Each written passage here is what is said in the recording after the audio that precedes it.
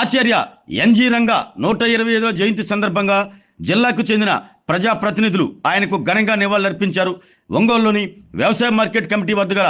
NG Ranga విగ్రహానికి జిల్లా incharge మంత్రి ఆనం రామనారాయణ రెడ్డి, రాష్ట్ర సాంఘిక సంక్షేమ శాఖ మంత్రి డోలాశ్రీ బాలవీరాంజనేయ స్వామి, ఒంగోలు పార్లమెంట్ సభ్యులు మాగుంట శ్రీనివాసులు రెడ్డి, ఒంగోలు శాసనసభ్యులు దామచల జనార్దన్ రావు, సంతనూతలపాటి శాసనసభ్యులు బిఎన్ విజయ్ కుమార్, కనిగిరి శాసనసభ్యులు ముక్కు ఉగ్ర నరసింహారెడ్డి, గిద్దలూరు శాసనసభ్యులు Muthumula Ashok Reddy, AP maritime board chairman Damacharla Satya, PDCC bank chairman doctor Kammipalli Sitaramayya,